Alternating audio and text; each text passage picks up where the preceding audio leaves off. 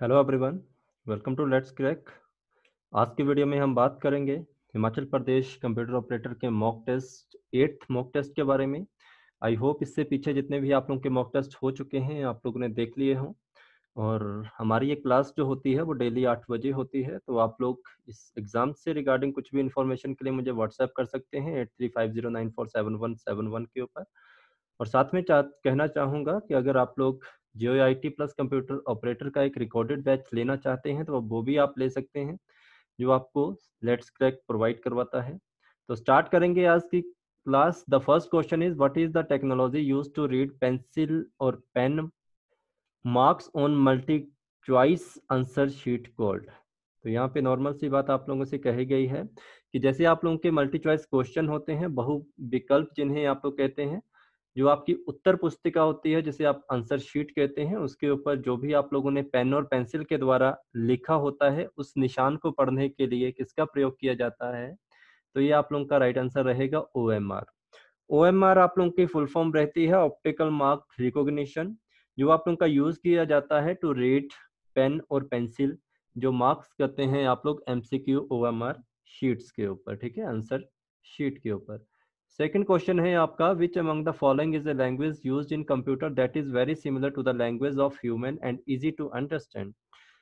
तो निम्नलिखित में से कौन सी कंप्यूटर में इस्तेमाल होने वाली आप लोगों की भाषा है जो मनुष्य की भाषा के समान और समझने लायक होती है?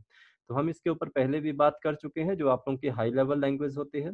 इसके बारे में मैंने आप लोगों को बताया है कि हाई लेवल लैंग्वेज एक ऐसी लैंग्वेज आप लोगों की होती है जिसे एक इंसान बहुत आसानी से समझ सकता है और आप लोगों का, ठीक है, और आप लोगों ने समझना है इसको, ठीक है। तो ये कंप्यूटर में यूज होने वाली एक हाई लेवल लैंग्वेज है जिसको कोई भी मनुष्य बहुत आसानी से समझ सकता है। तो राइट आंसर इसका हाई लेवल लैंग्वेज होगा। तो हाई लेवल लैंग्वेज में अगर आप लोगों को एग्जाम्पल पूछे जाए तो याद रखना आप लोगों ने, लैंग्वेज आप लोगों की सी होगी, फोर्टन होगी जो मैंने कल आप लोगों के साथ बात की थी, आप लोगों की पास्कल होगी।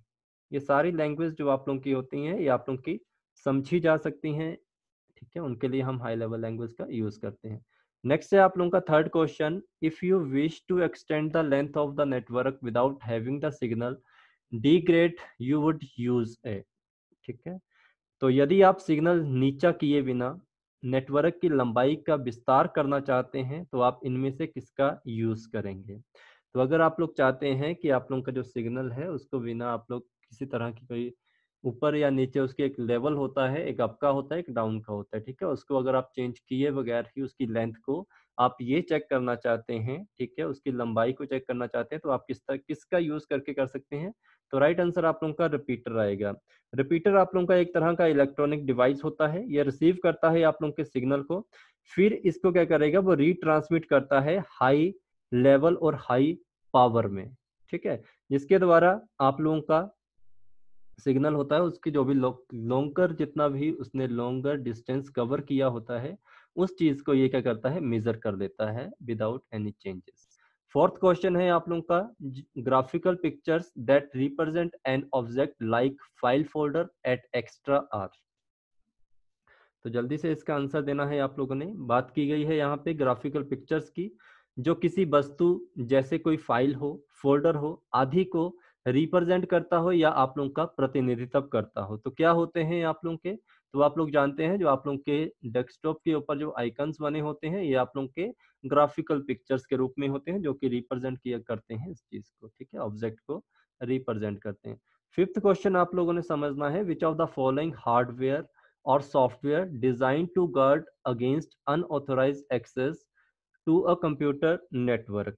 निम्नलिखित में से कौन सा हार्डवेयर या सॉफ्टवेयर नेटवर्क पर अनधिकृत पहुंचाव के बचाव के लिए बनाया जाता है, ठीक है। अगर आप लोग चाहते हैं कि जो आप लोगों का हार्डवेयर या आप लोगों का सॉफ्टवेयर के लिए एक गार्ड का कार्य करता है, जो आप लोगों के अनऑथराइज एक्सेस आप लोगों के कंप्यूटर नेटवर्क पर होते हैं उनको रोकने के लिए, तो आप लोग जानते हैं उसको कहते हैं फायरवॉल। फायरवॉल आप लोगों की एक हार्डवेयर भी होता है और इसको सॉफ्टवेयर भी कहते हैं। तो क्वेश्चन अगर कभी आपको आए फायरवॉल इज अ हार्डवेयर और अ सॉफ्टवेयर, तो याद रखना आप लोगों ने ये बहुत ही होता है आप लोगों का। और फायरवॉल आप लोगों का प्रिवेंट करता है अनऑथराइज जितने भी एक्सेस करते हैं आप लोग प्राइवेट नेटवर्क से, ठीक है, उनके लिए आप लोग इसका प्रयोग करते हैं। सिक्स क्वेश्चन है आप लोगों का, द की F12 ओपन। तो जो आप लोगों की की F12 है ये किस चीज को ओपन करती है? तो आप लोग जानते हैं सेव एज डायलॉग बॉक्स। ठीक है, F12 आप लोगों की यूज की जाती है अगर आप लोगों ने डायलॉग बॉक्स खोलना है सेव एज का, तब आप लोग इसका प्रयोग करते हैं। 7th क्वेश्चन है आप लोगों का, इंक्रिप्शन और decryption provide as network with. जो आप लोगों का इंक्रिप्शन और डिस्क्रिप्शन होता है इसके साथ नेटवर्क के रूप में ये आप लोगों को प्रदान करता है। क्या चीज प्रदान करता है? तो हमेशा ध्यान रखना आप लोगों को जो इंक्रिप्शन और डिक्रिप्शन आप लोगों का होता है ये आप लोगों को नेटवर्क के ऊपर एक तरह की प्राइवेसी प्रदान करेगा आप लोगों को। 8th क्वेश्चन आप लोगों का है, in order to move from one worksheet to another in MS Excel workbook one should click. MS Excel workbook में एक वर्कशीट से दूसरी वर्कशीट में जाने के लिए आपको क्लिक करना पड़ता है। आप लोग किसके ऊपर क्लिक करते हैं जब आपको एक वर्कशीट से दूसरी वर्कशीट के ऊपर जाना हो? तो आप लोग हमेशा यूज करते हैं शीट टैब का। शीट टैब का प्रयोग करके हम इसका यूज कर सकते हैं। हम स्विच कर सकते हैं बिटवीन टू शीट्स या वर्कशीट के बीच में। 9th क्वेश्चन आप लोगों का है, which of the following appropriately relate with starting up and operating system। तो यहाँ पे आपका क्वेश्चन है कि निम्नलिखित में से उपायुक्त से ऑपरेटिंग सिस्टम शुरू करने से संबंधित आप लोगों का इनमें से कौन सा है? तो हम ये भी पढ़ चुके हैं काफी बार, बूटिंग। बूटिंग आप लोगों का एक ऐसा प्रोसेस है जो सीक्वेंस में यूज किया जाता है और ये यूज करते हैं हम इसको स्टार्ट करने के लिए जब भी कोई ऑपरेटिंग सिस्टम हम लोगों ने स्टार्ट करना हो। ठीक है। 10th क्वेश्चन है, which of the following command is required to restart the computer. इनमें से कौन सी कमांड है आप लोगों की अगर आप लोग चाहते हैं कि आप अपना कंप्यूटर रीस्टार्ट करना चाहते हैं? तो ऑलरेडी आप लोग जानते हैं control plus Alt plus tab का प्रयोग करके हम इसको यूज कर सकते हैं। ठीक है, नेक्स्ट क्वेश्चन की तरफ चलते हैं। 11th क्वेश्चन आप लोगों का है, which of the following is the type of software that control the internal operation in the computer and control how the computer work with its all part. ठीक है, निम्नलिखित में से कौन सा सॉफ्टवेयर का एक आप लोगों का प्रकार माना गया है?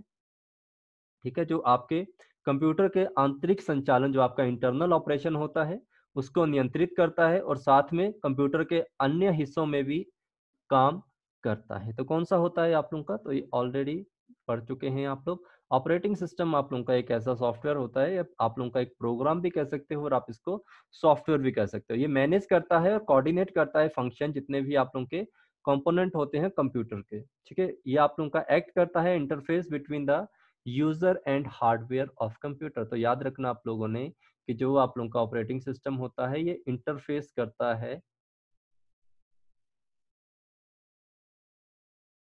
Between user and hardware of computer. ठीक है, तो ये इंपॉर्टेंट चीज है। नेक्स्ट क्वेश्चन आप लोगों का है, the basic input output VIOS is stored in. तो आप लोगों का जो वॉइस सिस्टम होता है कहाँ पे स्टोर होता है? तो आप लोग ये भी जानते हैं वॉइस सिस्टम आप लोगों का ROM रीड ओनली मेमोरी में आप लोगों का स्टोर होता है। ठीक है, तो ये इंपॉर्टेंट रहेगा। 13 क्वेश्चन आप लोगों का है, a communication network which is used by large organisation over regional national and global area is called. एक कम्युनिकेशन नेटवर्क जिसका उपयोग क्षेत्रीय राष्ट्रीय या वैश्विक क्षेत्र में बड़े संगठनों के द्वारा किया जाता है उसे क्या कहते हैं? तो ये भी हम पढ़ चुके हैं। वाइड एरिया नेटवर्क आप लोगों का एक ऐसा नेटवर्क होता है जिसको हम यूज करते हैं एक लार्ज ऑर्गेनाइजेशन के लिए या आप लोग रीजनल नेशन के लिए या आप लोग ग्लोबल एरिया के लिए।